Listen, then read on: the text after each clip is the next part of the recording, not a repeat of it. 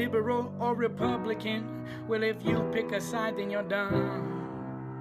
You want Trump to grab your pussy or Bill Clinton to cover you in cum. Cause Hillary's a psycho, Christians are retarded, and Trump is a fag. And I wouldn't have to be here if it wasn't for my mom and dad. Make America gay again, make America gay as fuck. Cause I'm just trying to meet some dudes and get my penis sucked. And if I could get pregnant, I'd have abortions like every day. Cause if I had a pussy, it'd be so easy to get laid. Cause there's a whole lot of gang shit, and this money ain't a goddamn thing, bitch. I got some trap homies we can hang with.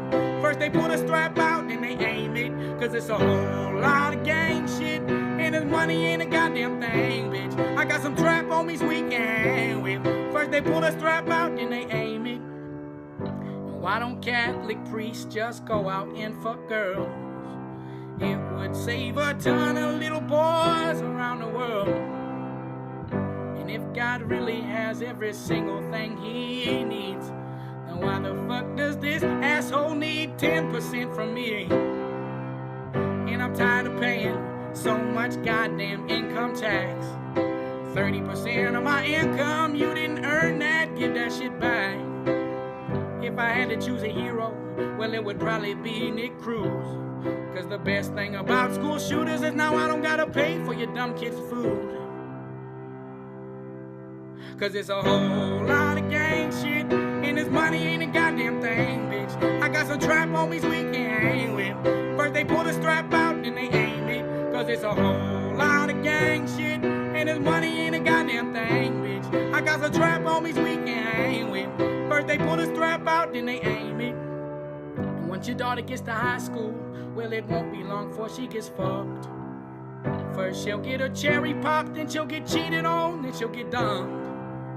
Once she graduates high school, well, good luck, cause it only gets worse. She'll be at the Halloween party as she's getting raw dog, she's dressed like a nurse. First she'll start with the white guys. Oh, dog, trust me. Stop. All right, stop. I can't. There's too much going on in this exact moment. I can't listen to the greatness of a whole lot of gay shit. But hi, hello everyone. Hi, what's up? How you doing? I can't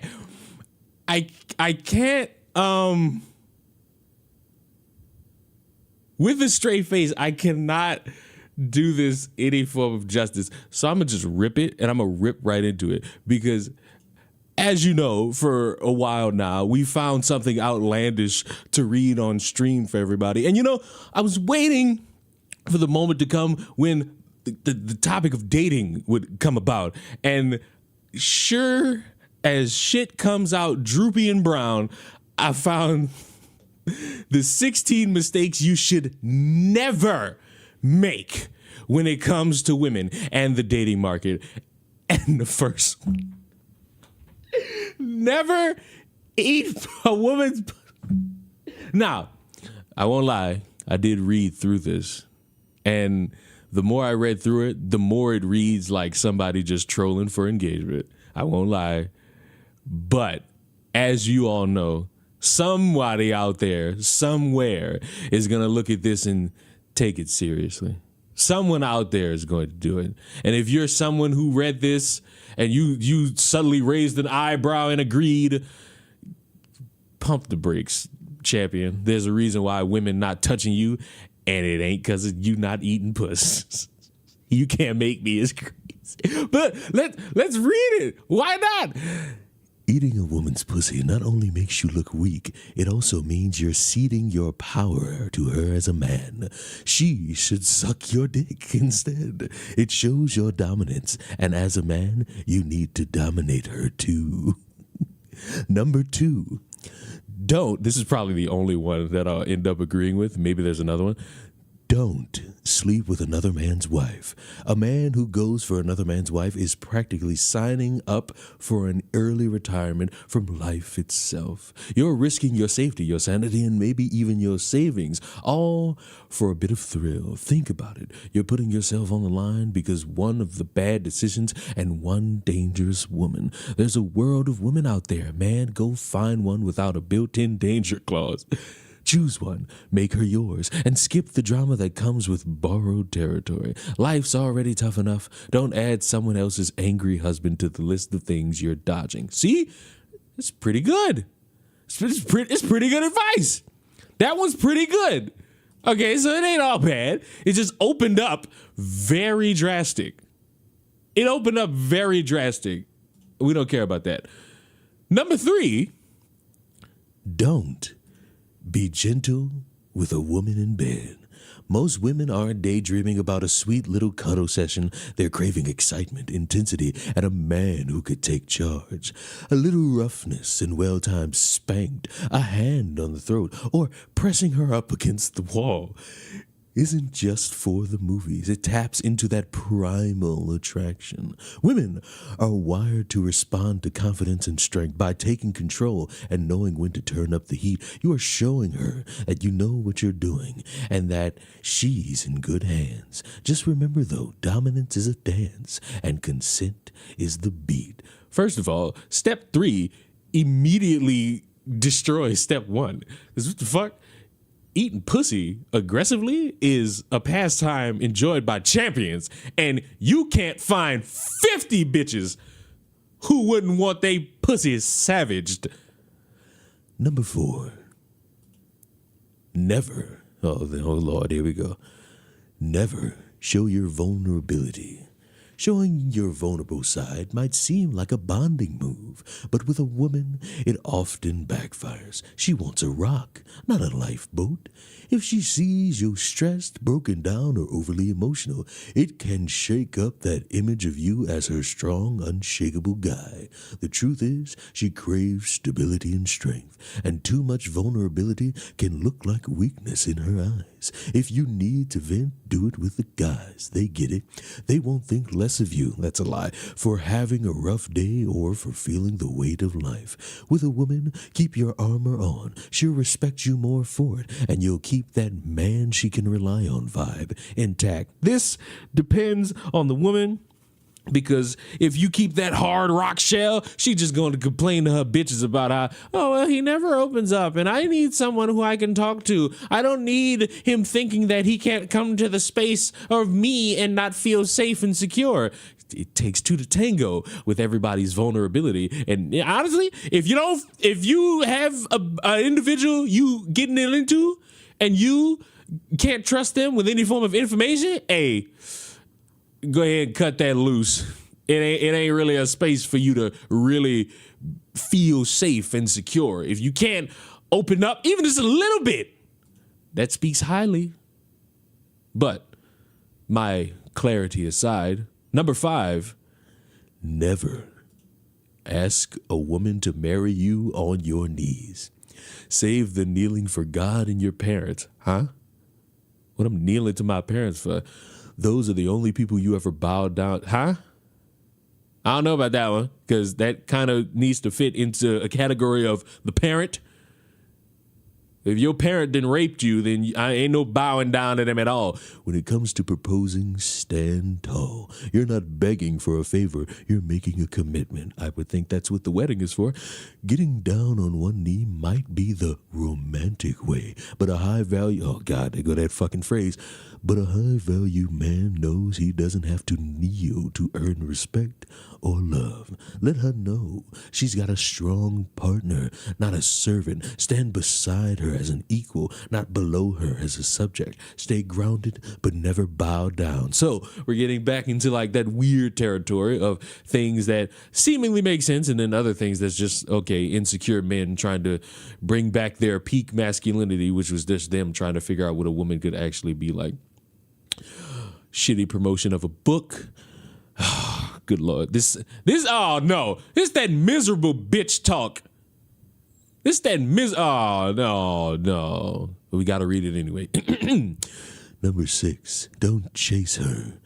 Attract her. The biggest mistake most guys make, they chase women. And here's the thing, the more you chase, the further she'll run, because nothing makes a woman lose interest faster than seeing desperation. Flip the script. Work on your goals, your confidence, and your own happiness. Build a life she'd want to be a part of, not one that depends on her presence. Instead of sprinting after her, stand still and let her see why she should come to you. When you're the prize, you don't need to chase. She'll already be running in your direction, probably to run past you because there's somebody who, chased while also having those things there that are ready, willing, and able. But okay. It's a lot of hoping for outcomes without realizing that every woman that you think of as you jerk off isn't really the same.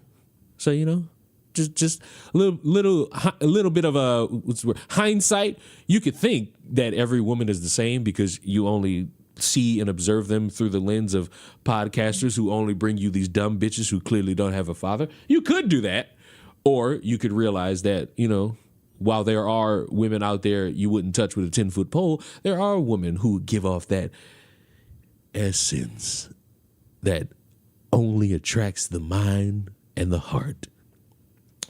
Number 7, disrespect should never be ignored. Think of it like this. Women are a bit like kids. Test their boundaries. You should never look at a grown adult woman as a kid, you pedophiles, and they'll keep pushing to see what they can get away with. If you put up with disrespect, you're practically inviting more of it. Stand your ground. The moment she steps out of line, let her know that that's not going to fly. Respect is non-negotiable. She either treats you right or she can find the door. A high-value man doesn't tolerate being talked down to or treated poorly, period. See, I'm with this lose the high-value man shit. You sound like a bitch. You sound like somebody who has to convince themselves when they look in the mirror that I deserve respect. Like, I'm with you on number 7. Just lose the high value man shit, because and I do mean any motherfucker who calls themselves a high value man is an easy pokeable pussy. All you gotta do is call them out on one thing and the insecurities will start flowing. And it'll be disturbing to watch, because as a high value man, you shouldn't be needing to do any of this shit. It's natural to want respect, not just from a woman, but from everybody. If you don't get it, easy. Just, walk out the door.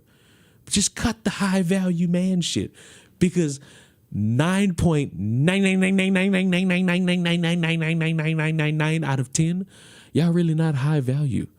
Y'all bitches who are easily able to figure out. But anyway, number 8. Never assume a woman can't wreck your life. Look, history's full of examples. Samson, the strongest man in the Bible, got brought down by one woman. It wasn't just the muscles that made him strong, but a lack of common sense that got him caught up. He fell for her tricks, ignored the red flags, and walked right into the enemy's trap. Moral of the story, ironic. Don't think you're invincible. A high-value man knows that the wrong woman can cost him everything, from his reputation to his peace of mind. This is ironic considering the video I recorded 2 nights ago. Keep your eyes open and your judgment sharp. Now, I don't know if any form of trauma plays into this one, but it kept going. So tell me, who are you not to let a woman ruin your life? Women have proven time and time again that they are capable of screwing men regardless of their apparent strength, power, or intelligence. None of this is intended to make you fear women. I can't fucking tell! I'm simply advising you to be careful with women. Don't underestimate them. Fine, but I would make the strong argument, just not to debunk this, but to add on that you should have this level of boundary guarding with everybody you meet in life, because you don't know if the person you meet right now is somebody you could rely on 10 days from now, or somebody who's going to be preying on your downfall for the rest of your fucking life. This is not exclusively a on woman thing, but we're keeping it, I guess, in the realms of dating. So, Number 9, stay steps ahead financially. Women are naturally hypergamous. I almost ruined that word. They are drawn to men who are financially ahead, ambitious, and striving. The minute you start getting comfortable, assuming you've done enough, is the minute you start losing ground. Double up on your income stream. Stay sharp and always be working on your next move. Keep her on her toes. Let her know she's with someone on the rise, not someone on the recline. I can get with this. Oh, yeah, I can get with this solely for the purposes of, hey, be on your toes. Never be comfortable. I don't really think you need to have a woman constantly confused about your moments, because I would argue, and maybe I'm the controversial fuck, that once you start adding people to your life, they should be able to help you on your way up so that they could come up with you. Because the way, and this is just me, you're welcome to disagree with me, the way this seems so far, we're at step 9 and I haven't even pulled the rug out from under you all yet. It seems to me that whoever reads this and agrees doesn't want a partner. They want essentially an employee. And to me, I just can't get jiggy with that. Yes, I'm 25 and good majority of my language comes from my father. I don't know. I think I would want a partner, man. The one that's like, I wouldn't say partner in crime because that assumes criminal intent. I just want my equal, really, like genuinely, like really. But number 10, don't lead with your wallet. If you're flashing cash to win someone over, oh, this is for all you pussies that fucking think money is gonna be your only way to the promised land. If you're flashing your cash to win someone over, guess who's coming to run? Gold diggers. And sure, the attention might feel nice at first, but that love they show you is as deep as your bank account. A high-value man, here we go with that shit again. A high-value man knows his worth goes way beyond the balance in his pocket. Don't let her think that she can get whatever she wants by flashing a smile and batting her lashes. Instead, keep your wallet in your pocket and let your character speak first. True love doesn't have a price tag. Why is this the only one I agree with 100%? I drastically agree with this 100%, especially when it pertains to a lot of motherfuckers on social media, because they think that money that they get monthly and that random number that they got somehow means pussy's just supposed to be flapping in their back. And no, that's not how that works. And it expands beyond that, because you got so many people who exist in this world that want to just sit there and think, oh, I deserve this, so let me just flaunt something, whether it be money, whether it be my good looks, whether it be a luxury item, whether it be my body, and that will be the thing that is needed for me to achieve that thing that I desperately want, which is love. And no, you're never going to be able to get that. I agree with number 10 wholeheartedly. Everything else kind of has shaky ground, and to be honest with y'all, that's the last one, because there was no 16, because ain't no way we gonna sit here and have 16 mistakes and you only give me 10 with the final 6 to have me think deep in my mind. Maybe, but in reality I necessarily didn't need this, because unfortunately, unlike a good majority of people, I have a father, and that will solve a good majority of the issues I have. Oh, you're making fun of people who don't have fathers? Yes. Because instead of finding positive role models, you go to podcasters who are not married, not in relationships, and who pay for pussy. I would argue you should be ashamed of yourself. And I sent this to one of those modern women you people think are all whores. And honestly, the modern woman is confused by this also. It needed extra clarification, and the only thing I could give her was the direct quote about how eating pussy makes you look weak. So, congratulations. Y'all scaring real women with this nonsense. Good luck.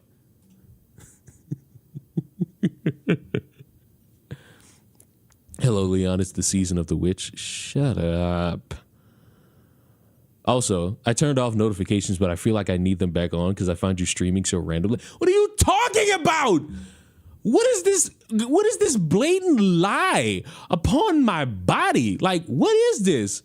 Who told you I do this randomly? Texas doctor said it was inevitable that Josué Barnica would miscarry, yet they waited 40 hours for the fetal heartbeat to stop, saying that it would be a crime to give her an abortion. She died of an infection 3 days later. Ooh, that's one of those issues that women have been talking about that apparently people have ignored.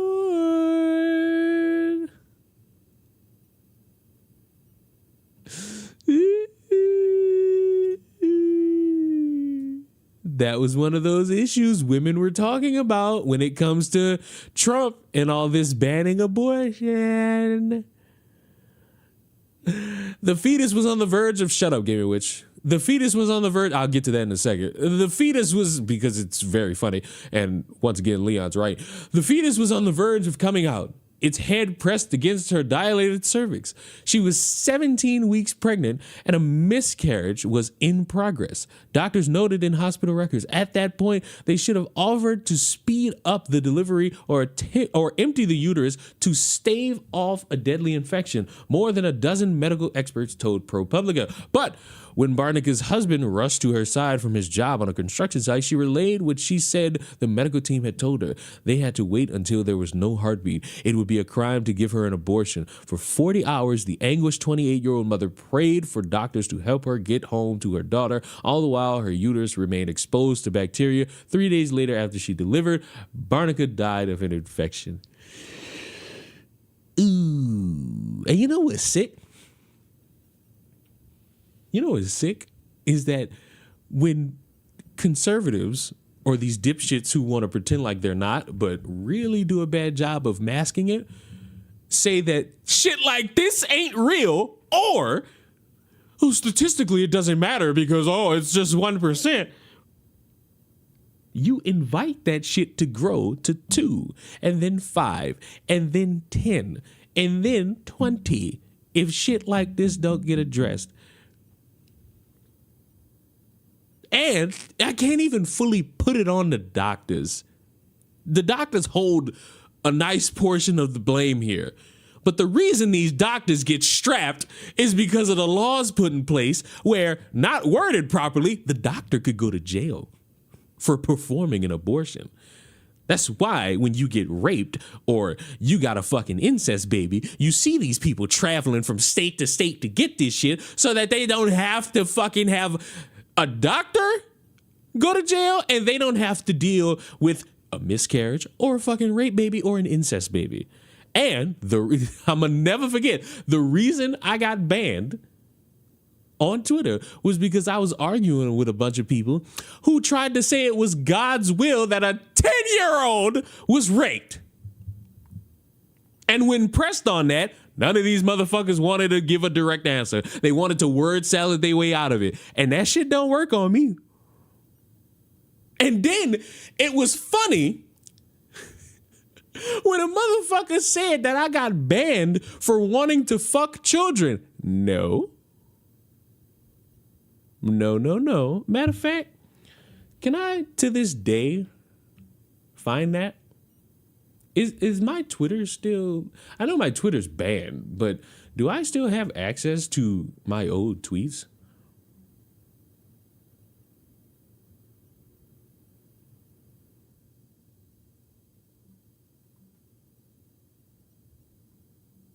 Do I? Oh.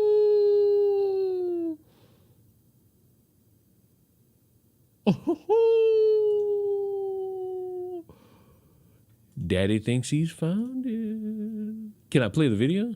Oh, I can. Now, I want you to know the context. I want you to know the context. It starts with this video. So if someone is raped or a child suffers SA, they should foster a fetus in their adolescent underdeveloped womb? You do realize that if a child is raped and her body is able to harbor a baby, she's not underdeveloped, right? Never could have made it. I need the Patrick AI.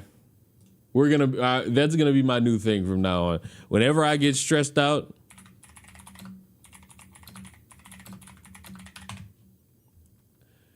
Whenever I get stressed out, I'm gonna just go ahead and shut up. Not yet. Not yet. God has progressed her to the point where she's able to hold a baby. She's gone through puberty. If a young girl is raped, God forbid, and the life sustains within her womb, nobody has the right to end that life but God. The fact that women constantly use this extreme hypothetical as It's not an extreme hypothetical. It's not an extreme hypothetical. Just because the shit don't happen as often as a motherfucker would want it, that don't mean it's not a hypothetical. for killing their children is asinine, especially considering most of the abortions that take place are not due to sexual assault or rape. It's disgusting that y'all keep using anomalies to rationalize y'all evil desires. Believe it or not, there are people out here who are products of rape. And I'm happy for them to be alive. However, just because one thing exists don't mean everybody's going to agree. Do you really believe that their lives are worth less than yours because of the circumstances surrounding their conception? Yeah.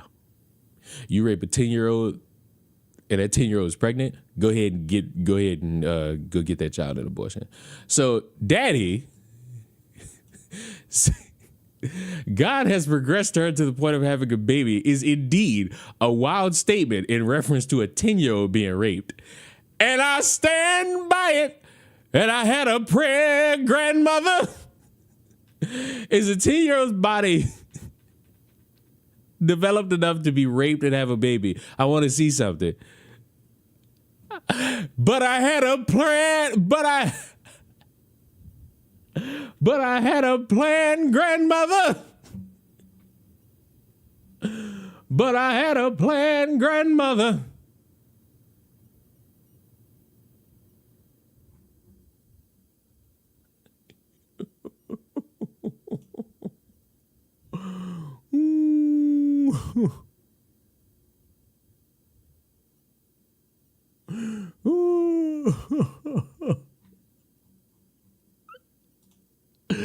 Yeah. I miss this Twitter. This Twitter had a lot going for it. It's too bad the same people who say jokes are fine when it's something that they want to make fun of also bitch when you make fun of Christianity and all the fucking rapists that are giving y'all the bread to break during the wine session. He's batting 1,000. Was there something else tied to this? No, there really wasn't. I just missed this Twitter. Account. The mayhem I put behind this Twitter account. Immaculate.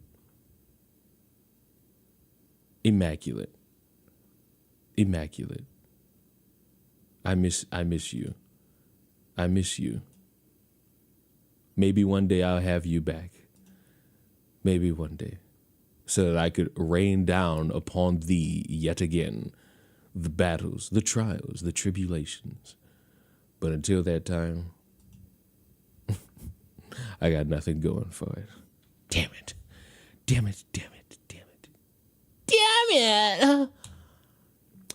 Anyway, rape and how to pick up women aside. Hey, everybody. To answer Gaming Witch's question from like 5 minutes ago, the fuck did you ask me, you waste of space?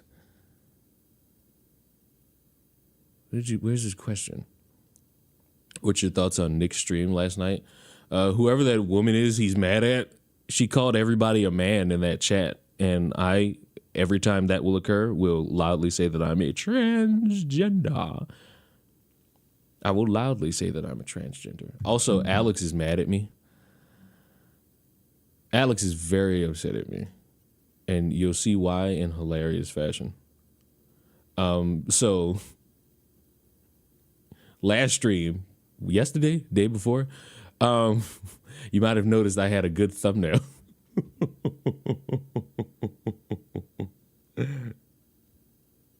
I was cheering you on in chat. I mean, fuck. All I she literally said that, and I was like, I'm a trans woman, you fuck. And then I left and I went to sleep. There was nothing else for me to do there. But Alex is very upset at me because I went into his stream, screenshotted this, didn't think anything of it, couldn't create a thumbnail, and said, fuck it, I'll just post this and use this. And somebody ratted me out. Who dares rat me out? How dare you?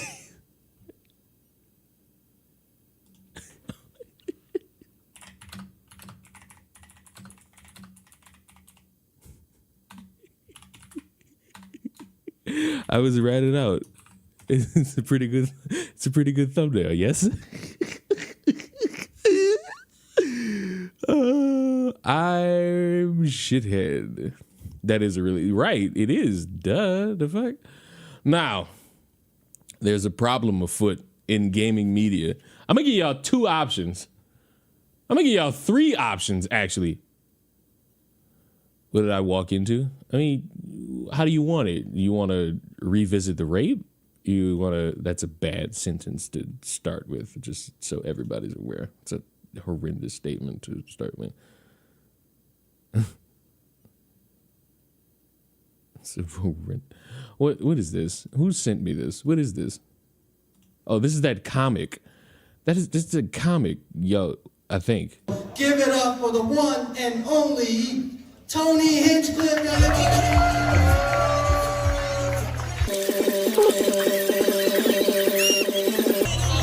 Hello, good evening, welcome, hello. How about one more time for the filthy little fucking chink that was just up here? Whoa! I didn't know about that. I don't endorse that. Whoa. Yeah, that's at a comedy club, but we are not Venom. We don't have a comedy club. Twitch, it wasn't me. YouTube, it wasn't me. It wasn't me.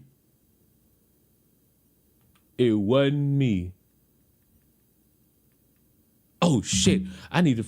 Speaking of Twitch, fuck all this. I need to see what's up. Did the stream start?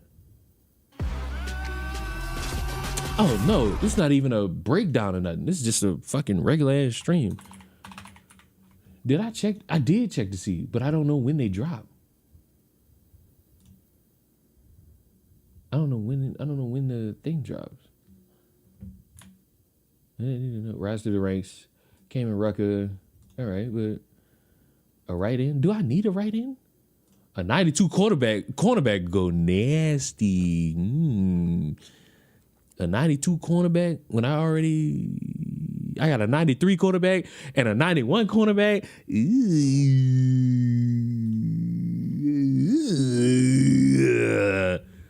I might get him. I don't really need this right in. I already got a 93. That motherfucker could be nothing but draft capital, which is not real for this. It's just Ultimate Team. But are the cards in yet? Because I'd rather just get them out the auction house. I don't think they're in yet. No, they're not. When the fuck did the cards drop? What the fuck? When did the cards drop? Hi, Tries. Where were you 10 minutes ago? We were... Never mind. So look, I'm going to give y'all a chance. I'm going to give everybody a chance. 1, 2, or 3. No context. I mean, you know what the subject's about to be about. It's about villain age. I saw the comedy club moment. Oh, good Lord. Tries, when are we going to play Fortnite again?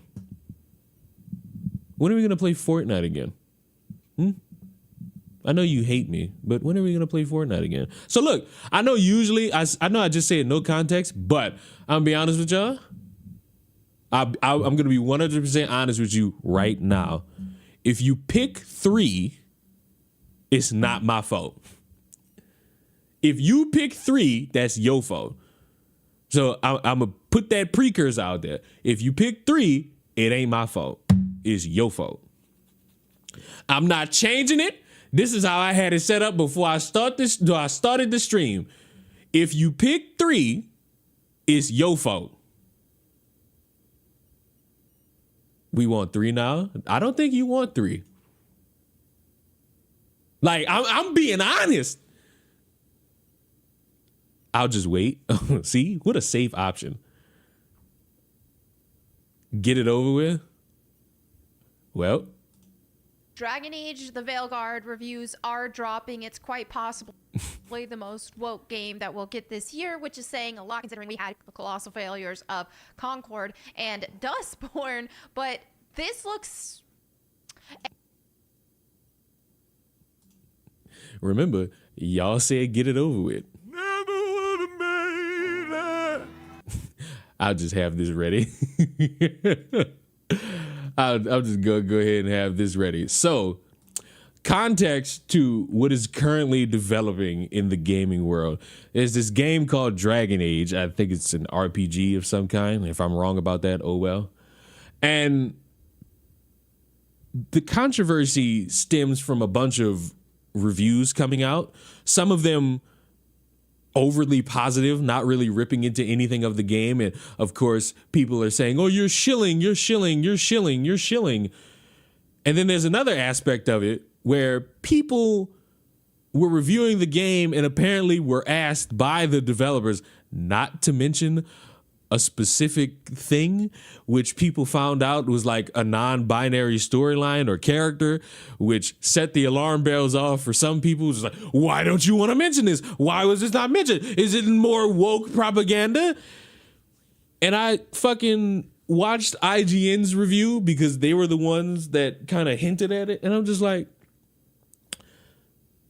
you really don't need to hide the fact that a non-binary fucking character or storyline is in a game if people are going to buy it and find out anyway.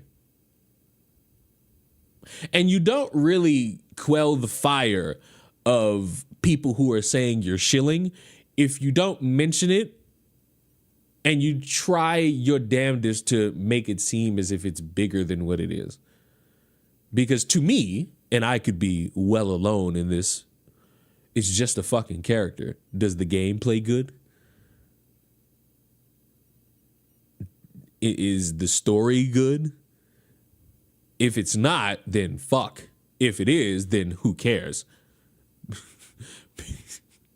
I can't possibly care 2 gay dudes are in a story as long as something about it is enjoyable to me because it ends up being completely subjective, not subjected. And ultimately, in the grandest of schemes, if it's terrible, that's just fodder for people like Melanie Mack to say, hey, don't make woke games. People are apparently canceling their Elder Scrolls memberships because a new Bible character is non-binary. Now, correct me. Do you even have to buy it? Because the way you describe it makes it seem like it's completely cosmetic, which would make it an option to buy, which means it's not really necessary. That's like if I get on Fall Guys right now and buy a fucking skin for my little pill bottle character. I don't get an advantage. I'm just there.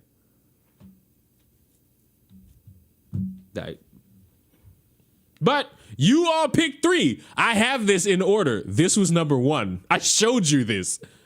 This is number 2. And this is what you picked. At least on par. At least. If not worse. And of course, the journalists are loving it. But what this looks like to me and what we'll see from the actual gamers due to the reception we've seen thus far is probably a crash and probably the downfall of BioWare. So just to give a little context here, and I've made... Also, related but somewhat not related, did you all know that the fucking company that made Concord got fucking yeeted? Not just the game, but the company itself got shut down. That's bad. And I'm sad that a bunch of people lost out on jobs.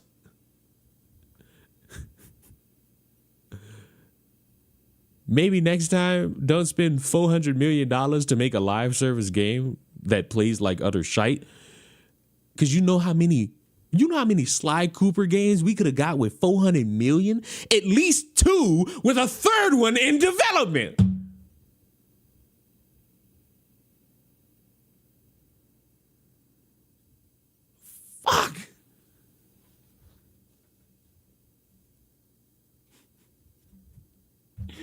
I'm mad at that fucking 400 million number because it's like you could have made you that, you know what that tells me? That there's money to make these games. And these freaks don't want to make it. Like the money's there. Sly has a trilogy. Will you shut the fuck up? Sly is canonically stuck in Egypt. Nobody knows if it's the past or the future. Will you shut the fuck up? Everyone knows that Sly has a fucking trilogy. Everyone knows that. Sly 1 is kind of whack. That is the sound of somebody with too much dick in their mouth. And I'm gonna be honest with you, you are not welcome to have that wrong opinion. You know, other people will allow you to have that wrong opinion. You're just wrong. I will not allow this. How dare you? Shame on you. Shame thyself right this second.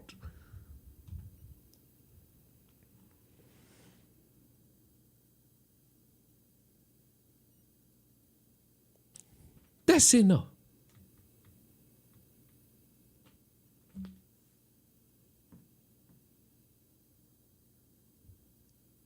But I'm not reading that, Chick Tries. It's because you, a little freak in your shit, don't mean everybody following suit. You watch yourself. Watch it. Sly died in Egypt. Don't tell me that. Don't hurt my heart. Don't hurt my heart in ways that will actually hurt my heart. Please don't. You landed yourself into that one. Will you shut the fuck up? All you do is bully me. I am the perpetual victim. Oh, but wait. I ignored little old gaming witch, that white communist. Oh my God. That white, liberal, media-loving, racist perpetuator. That whole thing about Mr. Beast, no one fucking cares anymore. Mr. Beast could literally ride off into the sunset. Chris Tyson could ride off into the fucking sunset. Why? Because people who claim to care so much about it have disastrously fucked up the story to hilarious degrees. And as somebody who's watching from the fucking background, I don't necessarily understand how people could even give a fuck about what a loser of hide and seek game and a former employee. I don't understand how y'all can take them seriously with anything.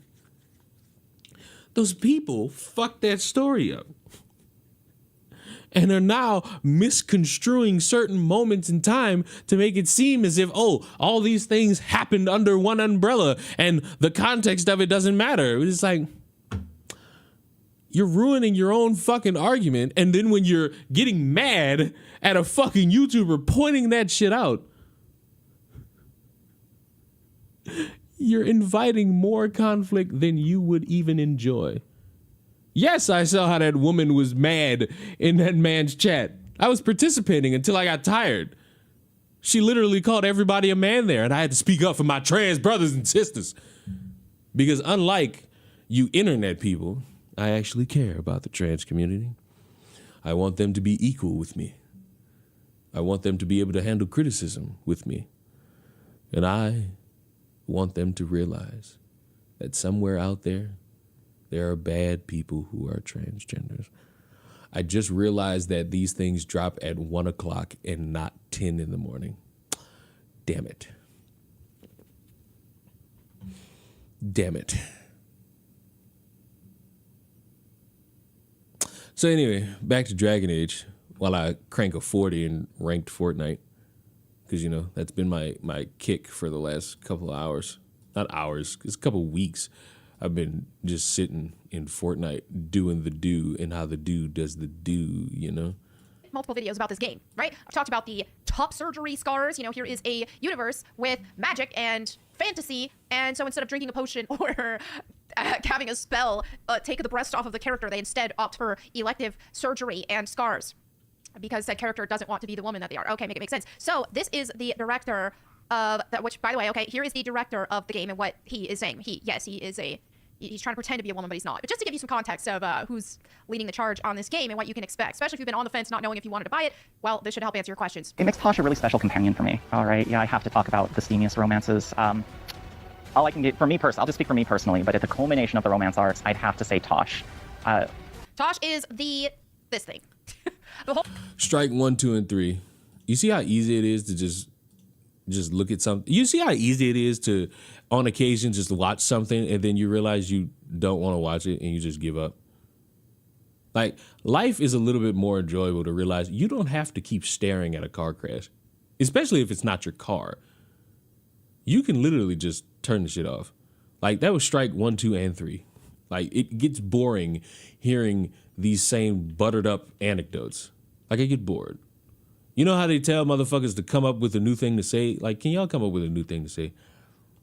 It's like a little bit, jazz it up just a little bit. Like, just jazz it up.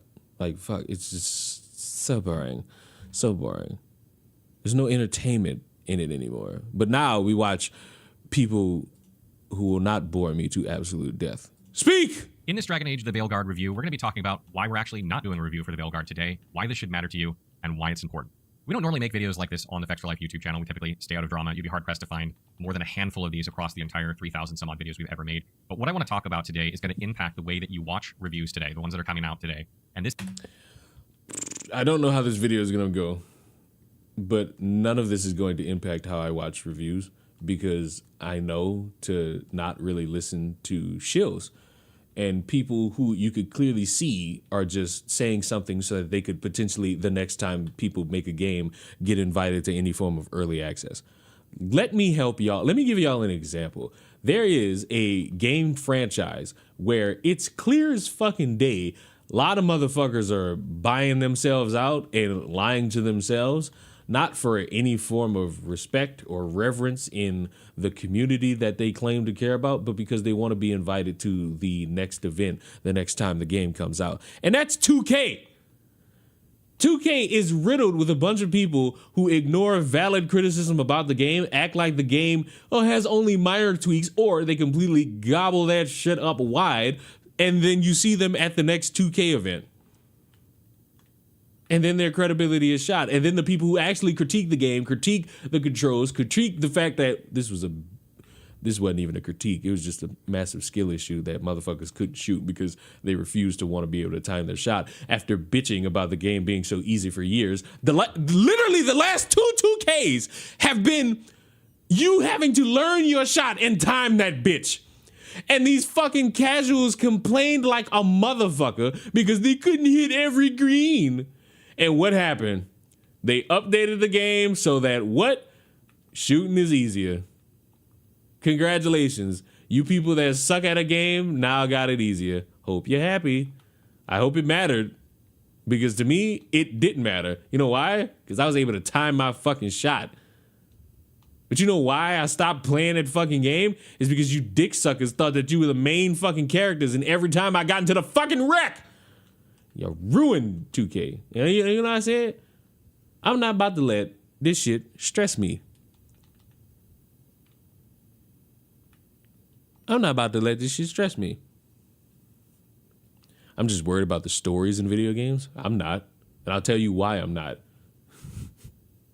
Let's see, what games came out that I've enjoyed? This one, not this one. Matter of fact, yeah. This one don't count. This one don't count. This one.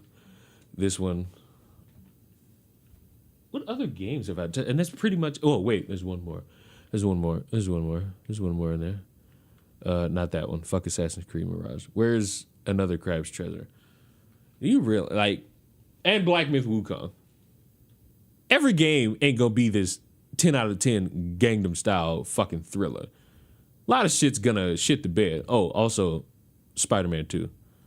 I don't give a fuck about you fucking peons complaining about a deaf girl. I'd like, oh my god, the neighborhood Spider-Men are helping a gay couple ask each other out to prom. Okay. I think we forgot in the middle of this motherfucker fighting Green Goblin for taking over New York and Venom for fucking turning the city into COVID. Y'all forgot that this motherfucker will fucking help a homeless man find birds. While it'd be tedious to you, it is consistent with, let's see here, the Spider-Man, who is friendly neighbor. Just thought I'd point that out for anybody who forgot that part of the Spider-Man's ethos. You know? Just in case anybody forgot that that's part of Spider-Man's ethos. I thought I'd remind y'all of that. 2K could just be DLC at this point. You know what's crazy? They put in DLC. They put in like this new game mode. And guess what? You gotta pay for it. On top of buying VC to upgrade your character, you now have a literal extra mode in the game that you gotta pay for if you wanna play it. I think the fucketh not it. I think I whiffed that. I think the fucketh not it. But yes, in case but to bring it back to this, in case any of you never noticed, there are people who shill the absolute fuck out of games and gaming companies so that they can have a chance to be invited to early access shit and events pertaining to the next time they make a game. You remember that video we watched or that guy talking about the DLC? I think the fucking, how much is it? I think it's like $8, too much for a game mode that nobody's really gonna fucking touch. Primarily because it's not what drew people to that game. I don't know how to tell y'all this, but when you're playing a basketball game, matter of fact, I'm gonna show y'all. You tell me, in a basketball game, not a basketball simulator where on occasion you could just go shoot some shit, in a basketball game, would you play this?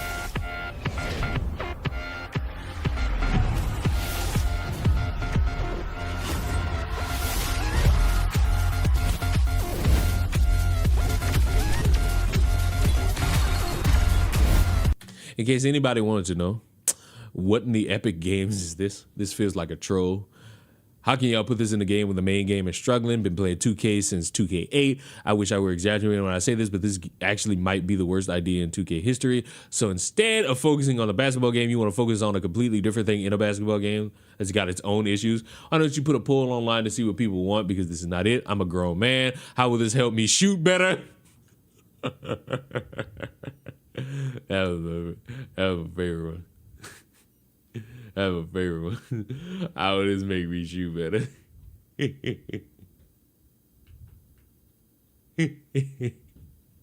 How would this make me shoot better? If you're being greedy for money, make a DLC for Throwback Parks for a season. This looks like Rocket League on foot. This seems like something from Fortnite. Problem is, this is a basketball video game.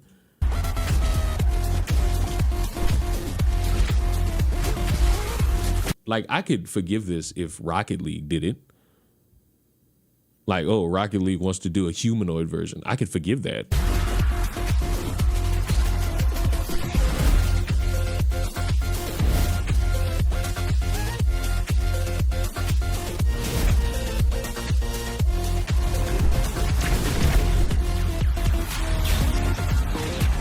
I don't even know what this is. But yeah, if y'all want to blow $8, go ahead, buy that. This information should not be kept from you. Before I get into that, though, just a little bit of background about Fextra Life's history with Dragon Age. Dragon Age Origins is one of my all-time favorite games. I get asked all the time, what are my top 5 games? And Dragon Age Origins is consistently in that list. That has never changed in the entire time since I played that game. We also made a Dragon Age Inquisition wiki in 2014 when that game launched, so we've been covering Dragon Age for at least 10 years, maybe longer. And Fex also managed to rescue the DragonAge forums when BioWare was bought by EA because they were shutting down those forums. We got permission from BioWare to rescue those forums, export them, and import them onto the Fextra Life forums. So you can still find those Dragon Age forums today. When was the last time we had NBA Street? What, late 2000s? You got to factor in that motherfuckers don't really see money in these fucking projects. Like, I hope you know that. I hope people get that. Like, these companies feel as though they really can't get that shit back. We've been in constant communication with EA and BioWare for years about this title. We've been assured we're getting a code multiple times over the years. We've been in constant communication with them to keep sending us. We need a Tony Hawk Pro Skater game? I thought they were making a new one. Was I drunk? About the game. We've also been covering the game during that time with constant news articles. We've done several videos about the game. But most importantly, I think that our audience is the audience for this title. I think you'd be hard-pressed to find another channel out there that's our size that is so specifically targeted to RPGs that fits the profile for this game. So following all this, we were invited by EA to attend a preview event for Dragon Age: The Veilguard in September with a lot of other press and content creators who are by no means the only ones doing this. And after attending that event, we made our impressions video from playing the game, which has close to 300,000 views on our YouTube channel right now, which I think is one of the most viewed impressions videos for that game at this time. If you watch that video, the general sentiment is that we were cautiously optimistic about the game. We praised its gameplay, character depth, but we weren't completely sold about the storytelling in the long run, although we only got to play very little bit of time, I ain't gonna so we're not lie. entirely sure. And in general, Y'all got me talking about NBA Street, so we might as well just vibe out for a little bit. Can we? Can we vibe out just for a little bit? Just for a little bit. Just for a little bit. Just for a little bit. You already know what I'm about to play. You already know what I'm about to play. You already know. I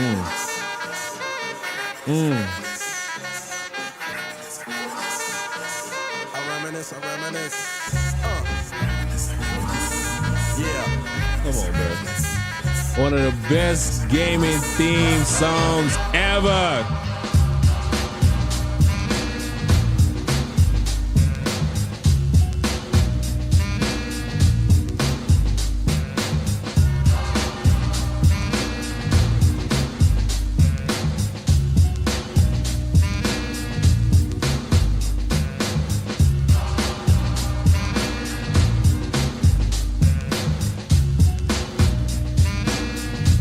This ain't even the right one. I gotta find the real one. I gotta find the real one. I gotta make sure I get the real one. Is this it? No, that's not it, but also still good. Where is it? God damn it, I can't find the one with the lyrics. I can't find the one with the lyrics. Fuck. Did you see Tim Walz playing Crazy Taxi? Nope, and don't care, because for every stupid moment you could give me of that motherfucker, I could give you the dumbass shit with Trumpet Aiden Ross. No, I'm not watching Trumpet Joe Rogan. No, I'm not watching Club Shay Shay and Kamala. I'm just not doing it. I choose to believe that I have better use of my time. Like, I truly believe in that. Like, I truly believe. Like, I feel it in my heart that I got more to my life than that. There it is. I'm glad everybody knew. Fuck the copyright. You hear me? Fuck copyright. Copyright kiss my ass. Let me take y'all niggas back. Y'all don't know nothing. Take you niggas back to the 90s. I reminisce. Yeah.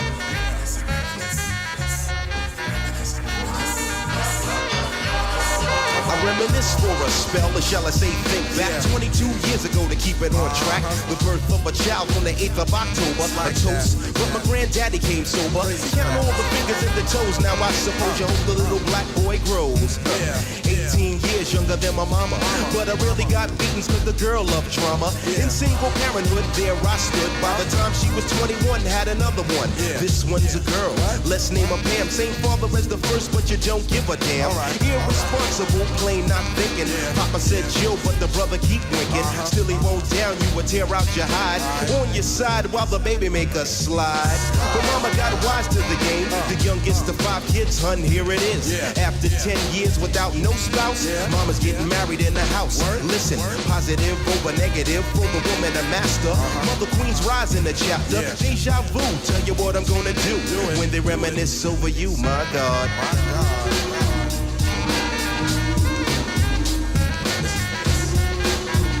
Oh, my goodness. Now I gotta ruin it with words. In general, we didn't really like the character models, the design style of them, which I think a lot of people don't. In general, it was a pretty positive impression of the video, and I want to play for you the closing audio from that video right now so you can see what we told our audience at the end of that video. I still have issues with the game, mainly that I don't like the UI and that the dialogues didn't seem to be on par with what you could get in other story-focused games that have come out in the last decade, and that I didn't yet get a point where I felt a bond or much interest with my companions who were integral to the story. It's funny that I have pretty much been playing these games for the story and getting through the combat, but I may actually be playing the Veilguard to enjoy the combat and get through the story to see the end. How everything works together and progresses into a full game remains to be seen, and there were several big and impactful events that I cannot discuss. But so far, my opinion on this has become more positive, and I would like to urge anyone who loves CRPGs to hang in there and wait for reviews and not write the game off just yet. And just to illustrate how mild that our criticisms were of the Veilguard, after publishing our impressions video, we got called shills. Some people accused us of being paid by BioWare, and EA. Because speaking positive towards anything, even when you give criticisms, mean you're shilling. Of course, because that's how low IQ everything fucking goes. You can't praise something and also criticize because you're fence sitting for a profit. Fuck, bruh. That's like, damn, some people, and I know it's hard to decipher, some people actually like things while also want to criticize things. It's true. About the game, which of course we're obviously not. I was even contacted by another content creator who had attended the event that asked me why my criticisms were worded more cautiously and asked me if I was concerned when I made my video that I'd be denied access to a review code. To which, of course, I replied, no, I'm not worried about getting denied access to a review code. That simply doesn't happen in the gaming industry. But I was not concerned about this at all. I reassured him that he shouldn't be concerned about this because it's just not really a thing in the gaming industry. It's so rare that it shouldn't scare someone into not saying what they think about a game. So after publishing our video, nearly immediately, our contacts at EA and BioWare stopped replying and communication went to zero. So we started inquiring as to what was happening and reaching out to other contacts in the industry. And oh, that means you're not gonna get a review, guy. You should have played the game. You should have started. You should have opened that fucking throat. Because if there's one thing we all know, everyone doesn't like being criticized. Everybody likes to be praised. And when you bring that criticism, that's too much touching for a woman and an animal. A bit wider of a circle to try and figure out what's happening.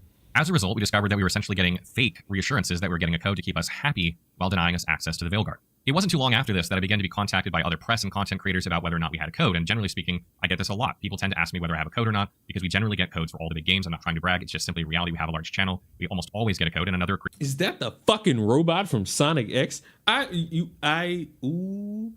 The brain, creator or press can figure out if they should have a code right now, if they're going to get one or not, by asking us this question, which is what happened here. And we started piecing together between us that some people had codes and others didn't, including ourselves. And you might have also seen Wolfheart's tweets about this topic on Twitter or X, and Luke Stevens' video about this topic as well. Both of those individuals were with us in California for the preview event, and both of them put out preview videos as well as ours. And I think between the three of us, we probably have some of the three most viewed videos on this. Is this the guy who got salty on Twitter for not getting a review code? I have no idea if anyone's on Twitter complaining about review codes. What I know and don't know is people are complaining in regards to not getting review codes, not having, I guess, a story be as impactful as they want it to be, or apparently a non-binary love story or character. I tell you, it's almost like I don't care. It's because I don't. This topic, or at least most commented on it. But I'm here because I want to learn. I want to care. This is different. This is different from when I don't care and I just completely turned it off. I don't care, but I want to care. And if you read those tweets and you watch that video, you can tell clearly that they also feel some way that they were intentionally excluded by EA from review access for some unknown reason, likely because of critical comments they made in their preview video, even though most of the things they said were positive about the game, just like us. And these are just two individuals that are speaking out about this, but we do know that there are at least a handful of other content creators and press that were left out, maybe more, that share a similar sentiment, that feel like they were deliberately prevented from giving their own opinions to their own audience about this game. It is feeling like EA is deliberately trying to prevent us from telling you what we think about the game, and they want you to hear it from someone else. So you then have to ask yourself, why would EA do this? What is their angle? What are they trying to accomplish by doing this? After the previews came out, I think it became very apparent that most of the people who were still interested in Veilguard after watching the previews were waiting for reviews to make their final decision about whether or not to purchase the game. If you just read comments in any YouTube video about the Veilguard or look at the poll on our community page, you can see that the vast majority of people that are still interested are waiting for reviews. Looking at... no? What was that? Look at the poll on our community. Motherfucker said they're not interested. That's the good majority. That 40% to 30? That's a 10% difference. What are you talking about? Community page, you can see that the vast majority of people that are still interested are waiting for reviews. Oh, the vast majority of that are still interested. I'm sorry. My bad.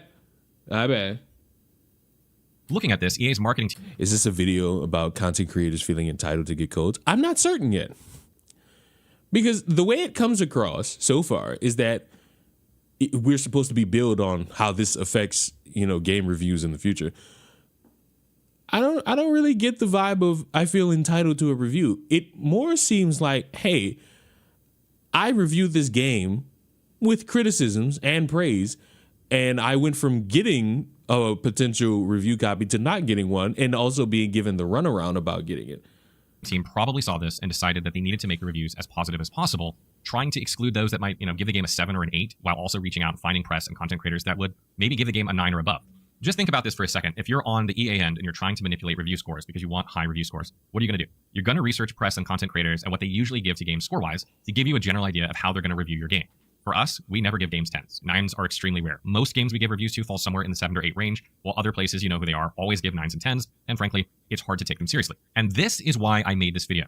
Because you guys told us in no uncertain terms that you're waiting for reviews, and you're about to get a bunch of reviews that have been curated by the publisher for their likelihood of being extremely positive in an attempt to manipulate your view of Dragon Age: The Veilguard. They want you to think there is a universal consensus that the game is amazing, thereby convincing you that you should try it, but also influencing future review scores, as it's difficult to be the outlier. If you've ever done a review for a game or for something, you'll realize that if you're the only one giving a high review score when everyone else is giving it a low review score, it's difficult. Or if you're the only one giving it a low review score and everyone else is giving it a high review score, it's a very difficult position to be in. So if you see a bunch of positive review scores come out today, think about all the people that are going to be playing afterward and how much pressure they're going to feel to give the game a slightly better score than they would have given it, just to avoid maybe some undue pressure. And sometimes that doesn't even happen consciously, it's just done subconsciously. And I want to be very clear here that I don't think that the press and creators publishing their videos early are going to be lying.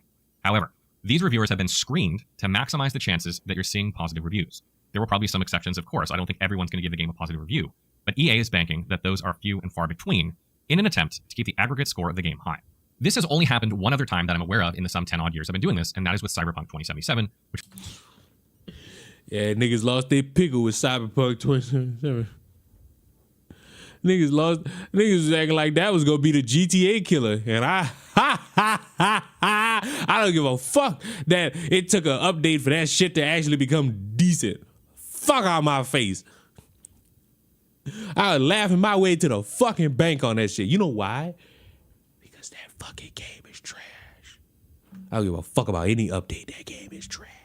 Which followed a similar pattern where we were constantly reassured we were getting a code for years, but never got one. And suddenly reviews were out and everyone was praising the game, giving it 9s and 10s, except one journalist who dared to give it an 8 and was ripped to shreds for it. But then the fans got their hands on the game, and well, you know the rest. It wasn't what was promised, and we were forced to make one of the most disappointed videos I've ever made in my gaming career. However, in the case of CD Projekt Red, they own their shit, and the game is in a much better place now, though they lost trust by what happened with it. It doesn't matter.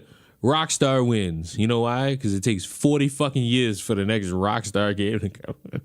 And in CD Projekt, this will probably be the last GTA that comes out in my lifetime, and I will enjoy it. Red's case, they had already garnered quite a positive reputation, so they survived the backlash. However, neither BioWare or EA have shining reputations in the gaming industry, and many people think this is BioWare's last chance to prove they still have it.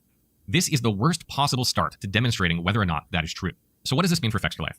Honestly, nothing's changed. I'm going to buy the game, I'm going to make our review, and I'm going to like the game or not based on the merit of the game, same as we've always done. I'm not going to let EA's bullshit influence our review or its score. We decided to make this video after some deliberation for you, the viewer, because we couldn't in good conscience let this pass without saying something and let you be duped into thinking this title is one way when it in fact may be completely different. Well, your review would have been the thing that would do it anyway. Like, you didn't really break any groundbreaking information with me right now, because I've known that there are shills and reviews for years. It's not just in gaming. It's in food. It's in movies. It's in TV shows.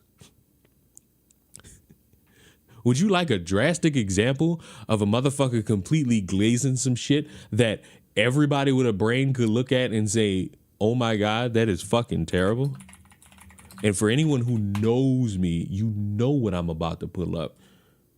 You know what I'm about to show. Shut up.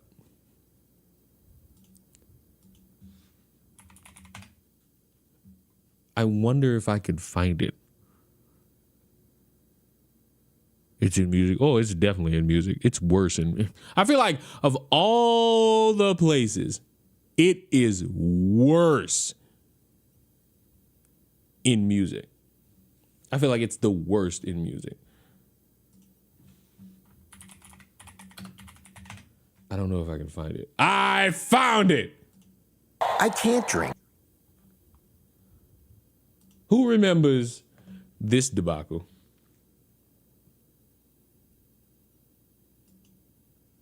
Do you all remember The New Norm, the first animated sitcom, and the rave reviews it got from dipshits who want to fight back against Hollywood?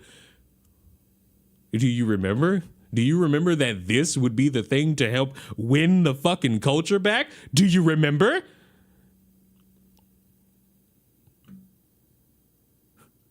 Please don't subject us to this. What are you talking about? This is going to win us the culture back. You know, a shitty, poorly animated, lame jokes up and right show that apparently would actually do good if you had people like Candace Owens voicing and having a cameo.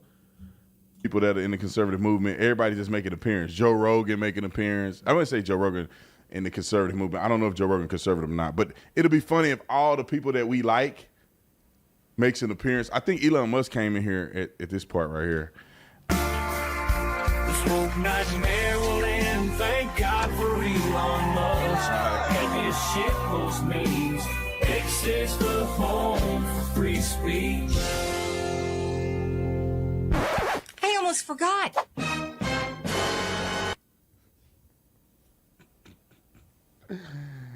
Oh, we laugh at it now, man. It's like the Jetsons. It will be.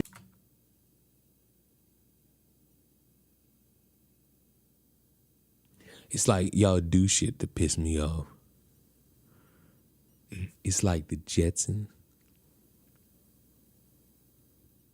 Like, what a way to just disrespect the Jetsons. Be here soon. We're going to Disney World. Make America funny again.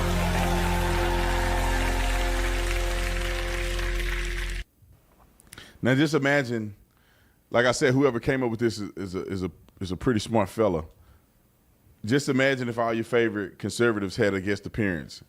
Me, Candace, other people that you like, Black Conservative Perspective. Everybody kind of made a little cameo in here and had some jokes and stuff. That'd be so funny.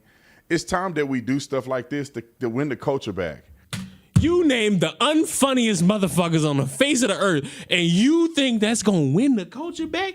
Bitch, this shit gonna make sure we don't ever win. Like, you niggas are sick.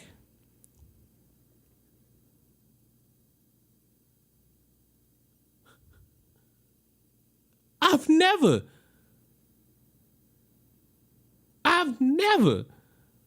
You know what? Fuck culture. If this what y'all want to do to try to win culture back, fuck culture. They're not funny. What makes them funny together? A lobotomy. Anti-woke content creators, incels versus gaming journalists, non-gamer. Whoever wins is nobody. Yeah. Shitty. I am calling the fucking Power Rangers on shit like this. Is for the life of me, I just can't with a straight face. There are a lot of moving parts behind the scenes in the gaming industry that you will like. But back to this, bro.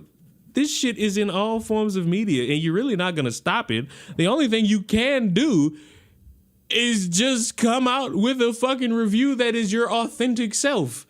And whether if it's glowing praise or there's complete criticism or there's praise in it somewhere along with criticism, you're not really beating this by pointing out what we all already knew. This is known by everybody. What, you mad because you were your genuine self and you got punished for it? Welcome to business. A business wants to try to make money even with a shit product. That's not condoning it, because I would make the argument that, hey, you should just make a pretty fucking great game so that people don't say, man, this shit sucks. You do that, you win. You beat everybody. But because you got motherfuckers who want to backdoor deal their way through developing something as complicated as a video game, congratulations. This is what we end up with. You know? Want a good review, make a good game. Or pay a bunch of people who will lie. Or reward them with shit and they'll just continue to lie. Like the guy who wanted to make every excuse under the sun for Insomniac not releasing a DLC when all anyone had to say is, hey, DLC not coming out. Fuck, I wish it could come out, but fuck, whatever reason they could come up with, fuck it. Whether it be in Spider-Man 3, which would be a drastic waste of time, fuck, who knows? I would rather, if out of any of those DLCs, the Carnage one needs to drop. Those other two can be in the next game. But the Carnage one, you're literally going backwards. We're trying to progress the next game, and you want us to go backwards to deal with some shit that could have been dealt with some DLC. But hey, however they choose to execute it, whether if it's in that game or not, I'm going to still buy Spider-Man 3.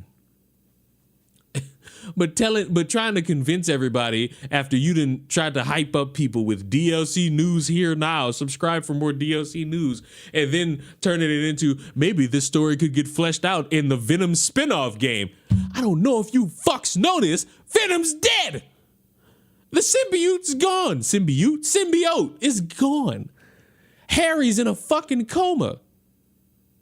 Oh, but what about the anti-Venom suit? So after spending time, fucking with something to get something that could actually change and win the battle against Venom, you somehow want to create a story where it gets corrupted, turns back into Venom, and then goes and infects somebody else that we are not connected to. Maybe Eddie Brock, who, based on the story, has next to no connection to Peter in that video game. And you want to create an entire hack and slash to where we eventually either team up or fight Venom. And you want that to somehow connect with Spider-Man 3. Right. And I'm Nostradamus. Right. But next video. Brilliant. Pick up a new skill or just learn more things like science, math, engineering, computer science, and so much more. Review, which is to say that reviews are opinions. This is my opinion and my opinion only. I expect that there will be a broad range of opinions on. Wasn't Eddie Brock the bully of Peter? In some stories, yes. In some stories, he's a friend turned enemy. Also, he's not in the video games. So, in terms of that story, next to nothing. Dragon Age the Veilguard, and I encourage you to seek them out. I do not have a monopoly on truth. As I've said many times before, I'm just a nerd with a microphone and a YouTube account. My opinion is no more or less valuable than anybody else's. Okay? All right, so Dragon Age the Veilguard is a colossal disappointment. I really can't put it any other way. I spent 50 hours playing this, and it was time I desperately wished that I could get back. I started having my doubts at around the 10-hour mark. I was thoroughly checked out at the 20-hour mark, and the remaining 30 hours were just excruciatingly painful as I was forced to suffer through the endless morass of banality that is Dragon Age the Veilguard. In many ways, Veilguard is a bigger disappointment than Anthem was. Like, if I was to hand LeBron a tennis racket, I'd expect to see some pretty shitty tennis. BioWare never had any business making a looter shooter, and so when Anthem flopped, its failure was easily explained, easily reconciled. But if I hand LeBron a basketball... That's a real good review, buddy. I need motherfuckers like this to make reviews on shit. But we need to get something spicy, I wonder. Dragon Age is a woke disaster and the end of BioWare. Hey everyone, it's Endymion, and you already know. I don't even know why. All right, so look, maybe I'm tweaking, but I never cheer for the end of gaming companies. Because you know what will be left? Sports games. And it's, to my knowledge, that's not liked by everybody. I would rather these companies, realize what they might suck at, make something different. Or fuck, give me another cooking mama. This could work. Another cooking mama could be the best thing possible. Oh, we gotta talk Dragon Age Veilguard in this video. The reviews are officially out, and things are all over the place. From the usual industry shills claiming the game is amazing, to more independent reviewers stating that this is the biggest disappointment of the year. It's gonna be hard to talk about everything here. I keep hoping that they will learn and make a good game. Yeah, that's the best you can do. Or, and this is not to put you under the bus, this is just for those people who drastically just yell that everything is woke and trash and nothing's good anymore. You could make a game. Not you specifically. I feel like you were saying it in earnest and fairness. But these people who just complain about everything and refuse to acknowledge or even accept that there are games like the one you see on the screen right now that are absolutely good, despite people complaining that they can't see a virtual back or boobs. It's a fucking great game. Games like that exist. Do we want them in a lot more games? Absolutely. But hey, some games are going to be classics. Some games are going to be cyberpunk for like a full year until they decide to update the game. Some games are going to be Grand Theft Auto 5. Others are going to be Concord. Some games are going to be Mario Super Sluggers. Other games are going to be NBA 2K25. Some games are going to be NCAA 25. Others are going to be Madden 25. Some games are going to be Sonic X Shadow Generations. Other games... Actually, that's a bad comparison. Here's a better one. Some games are going to be Sonic Adventure Battle 2. Other games are going to be Sonic 06. Ooh. I don't think any of us really want too many of those. Gaming's not dead. Yeah, it'll really never... when gaming... this is the sick part. And again, it's those dipshits who think everything's dying. Or like, it's the same dipshits that say Hollywood's dying, and they've been saying it since 2010. Good luck. Gaming's dying, gaming's dying, gaming's dying. And yet games come out every year, whether they be AAA or random indie games. When those stop being made altogether, that's when gaming's dead. But until then, there's still games that come out. Fuck! What's that fucking game you losers like playing because you lack the ability to understand true horror? Amanda the Adventurer. That game came out. That seems like that's a game. You know? That seems like that's the game that came out. If games like that stop being made, if games like Shadow Generation stop being made, if games like Cooking Mama stop being made, if games like Pokemon stop getting made, that's a problem. And motherfuckers are going to be like, oh, well, maybe if you stop being so woke. All these games don't have those implements in them. All those games don't have that in them. Some games, you know, just bomb because as much as people want to blame a game flopping on one, well, they're doing it with Call of Duty right now. They're trying to fucking make Call of Duty a bad game because they put in a non-binary character. And I guarantee you, that's not true. The fucking Call of Duty current game that dropped last week or this week is receiving good reviews on the campaign. When was the last time you heard a Call of Duty had a good fucking campaign? It's been a while. It's been a while. But did you know there's a non-binary character and that's a problem? Wouldn't that be beneficial to you fucks that hate non-binary people so that you could, you know, if you see one of them, you could just focus on them and shoot them and live out your fantasy? Like, wouldn't that be beneficial to you, you weirdo? But no, it's a problem that it exists in the game. It's not a problem that some of these guns don't work and some of these fucking smelly ass ogres have already gotten the phantom camos on their guns. Go outside! But maybe that's just me.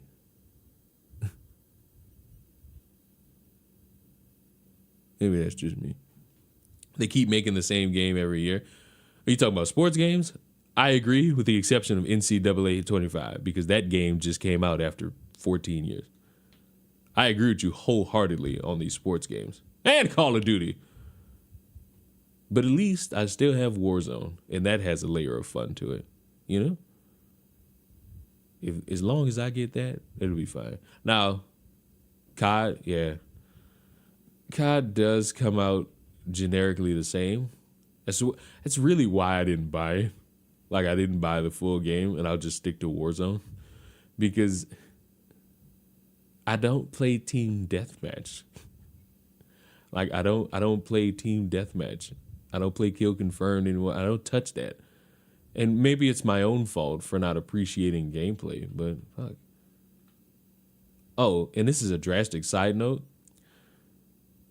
If you, from the sound of my voice, if you are someone who is an employer, not an employee, I suggest you look up the dates of video games that come out within the next 2 years and put on the schedule that those days are mandatory days to show up.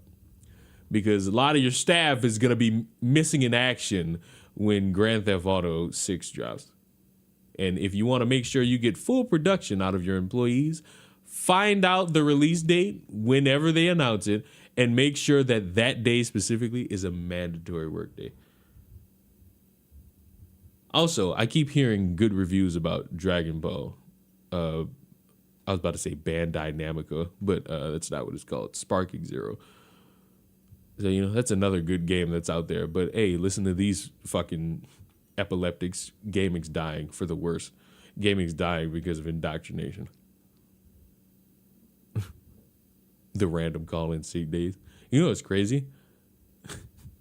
I had a fucking supervisor who played Call of... This was like 4 years ago. I had a fucking supervisor that called in sick.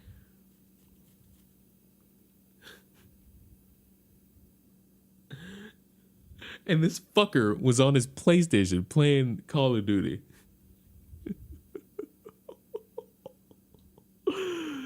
Mighty fine. Ooh, you motherfucker. You motherfucker.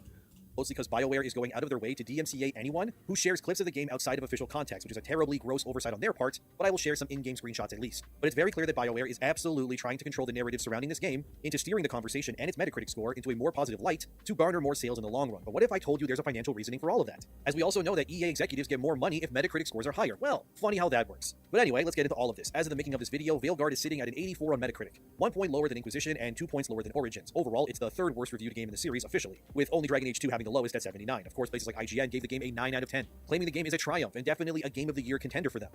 Which really didn't sound like it from how the one guy reviewed it.